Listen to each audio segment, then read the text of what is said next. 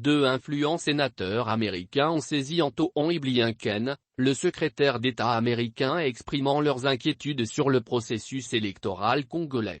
Ils rappellent que les élections de 2018 ont été corrompues. Et l'actuelle CENI, installée dans un climat de totale contestation, ne rassure pas. Les Américains demandent à Félix Tshisekedi de toiletter l'organe de gestion des élections pour rassurer. Car, des élections de 2023 partira la stabilité de la RDC. Les sénateurs Michael T.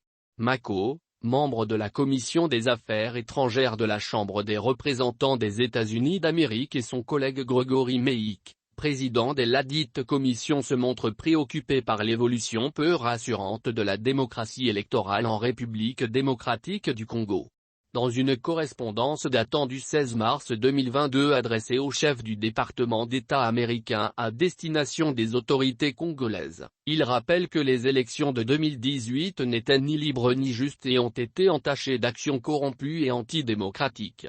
Cette corruption généralisée et la mauvaise gestion du processus électoral ont conduit les États-Unis à imposer des sanctions financières aux anciens responsables de la CENI, ont-ils insisté. Kadima ne rassure pas, tout en reconnaissant les efforts déployés par le nouveau régime sous Félix Tshisekedi dans la stabilisation du pays et la lutte contre la corruption. Les dignitaires américains constatent malheureusement que la mise en place de la nouvelle équipe de la CENI a été entachée d'irrégularités, y compris dans la désignation de son président Denis Kadima. À l'avenir, la confiance du public dans le processus électoral sera cruciale pour que la RDC progresse dans la lutte contre les antivaleurs, soutiennent encore ces hommes politiques américains. Et de poursuivre, les États-Unis maintiendront la pression sur les réseaux de corruption. Fin de citation.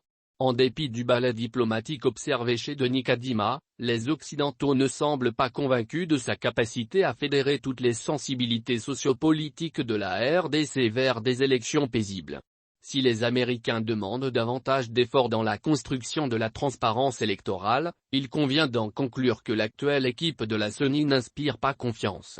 En d'autres termes, une nouvelle mise en place beaucoup plus consensuelle s'impose à la maison des élections.